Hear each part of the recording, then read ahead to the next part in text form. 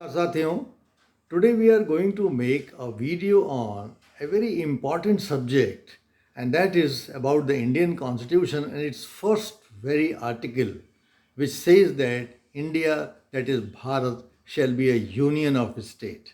Now, if you interestingly look at the text of Indian Constitution throughout, you will not find any reference to the Indian system as federal. Of course, in the Constitution, the word federal has been used in four articles: Article 128, Article 135, Article 366, and Article 374, and maybe a couple of more articles. But in all these articles, you will find that the reference is to the federal code made under the 1935 Act, which was passed by the British Parliament. But so far as the Indian system is concerned, Indian politics is concerned, Indian polity is concerned, the Constitution has not used a word called federal. And yet, interestingly, we call our constitution a federal constitution. So there is a contradiction, and sometimes a confusion in the mind of students that while our constitution nowhere calls our constitution a federal constitution, rather calls it a union of states. So why is our constitution using the word union and not federal when it is known very so well that India is a federation, India is a federal constitution, Indian federal polity, and so on and so forth. So is federal synonymous with union, or there is some difference in those terms and uses? That is the subject of our inquiry today. Obviously, whenever you use the term union and not federal, many people say that let us go back to the American Constitution to inquire how things were shaped there when they formed their federal constitution. And interestingly, you will find that when the United States at Philadelphia formed a constitution, made a constitution for the United States of America, and transited from the confederal to the federal model, interestingly, there is nowhere used a word federal in the US Constitution also. And in the preamble, interestingly, the word union has been used even in the American Constitution. But surprisingly, there is a different emphasis, and the emphasis is on the United States. If you look at the Constitution, it says Constitution of the United States, right? So America we add, of course, because we know that it is a North American entity. So we call United States of America. So it is basically United States. But in the Constitution, of course, the Constitution says that we the people of United States. They don't say anything else. They say we the people of United States, in order to form a more perfect union, do ordain and establish this constitution for the United States of America. So the repeated reference in the American Constitution throughout all the six articles is on the united and not on the union. So this is fundamentally a very interesting puzzle that we have to resolve. Once we resolve this puzzle, what's the difference between the united and the union, then probably you will understand why the Indian Constitution does not use the word federal, rather use the word union. When United States, they became free, that was 1776, 13 colonies, they were freed from British imperialism. So they came together, and as we have discussed in our earlier video on confederation, they formed a loose league of friendship which was called a confederation. And all these confederal 13 states retained their sovereignty.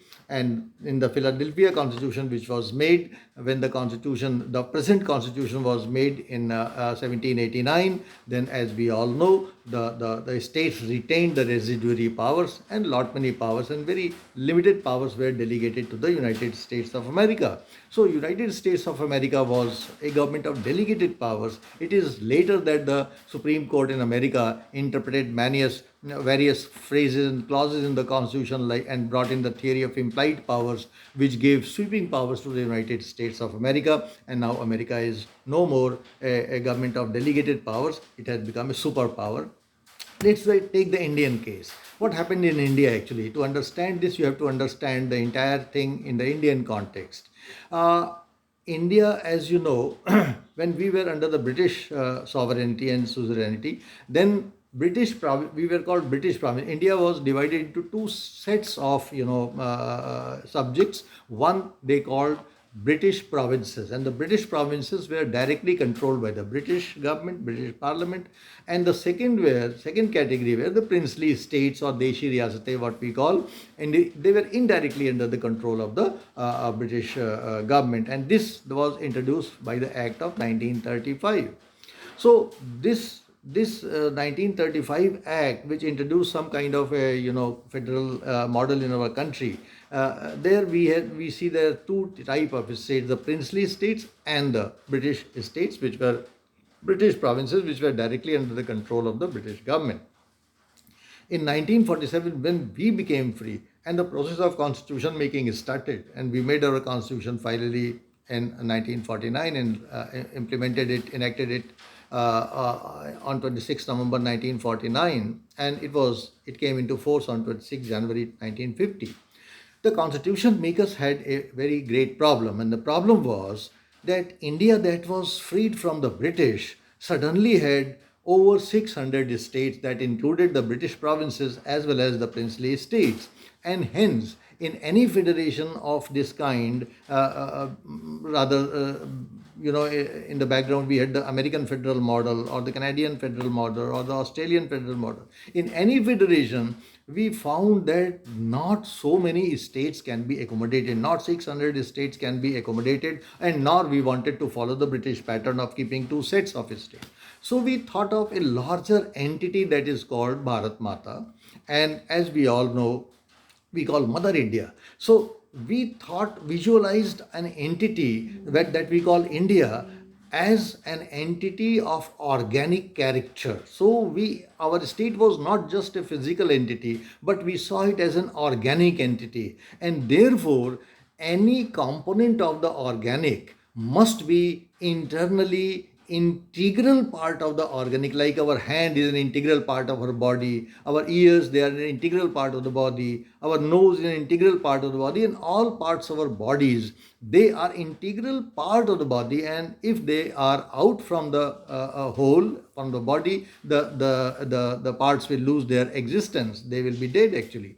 So this kind of organic unity our forefathers visualized for the entity which was what was called India then, and therefore they decided that in a federation, if you use the word federation or united, there is a sense of externality, external entities coming together by agreement or by consent and forming a body. Whereas we conceptually follow the reverse route, we visualize that there is a Mother India, there is a Bharat Mata, and all those components, whether they are the princely states or whether they are the Deshi Riyasate or whether they are the British provinces, they are an integral component of this organic whole called Mother India or Bharat Mata. And therefore, we decided that we shall not use either the word federation or the word united in our constitution, rather we would use the word union in our constitution, and that's why our constitution article 1 says that India, that is Bharat, shall be a union of state. And therefore, when you use the word union, you are very clear that the participating states in the union, they are not there by virtue of their consent or virtue of their agreement among themselves or whatever with the a larger entity. They are there as an integral component of the whole. That is one thing which distinguishes it from the federal. The second is that there isn't any agreement between the states and the central government or the larger entity, yes, to become a member or not. No, they are asked to join the organic whole, and therefore they had to accede to the Indian Union. And finally, that once you become an integral part of a whole, there is no question of any secession. No state was allowed to secede from the Union. So, in nutshell, we can say that a united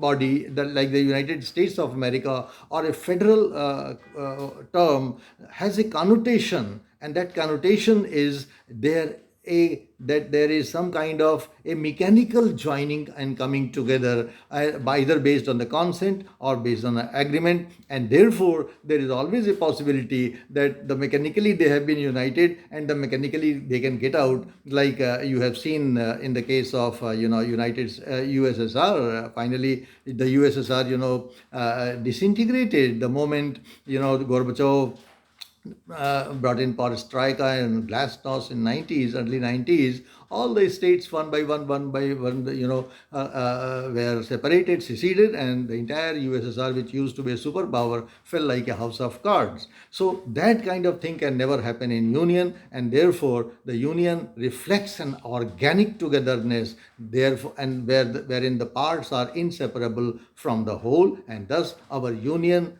is indestructible. That is the fundamental difference with a federation. So thank you very much for listening to this video, and if you have any questions, I'll be very happy to reply to you. Thank you very much for joining.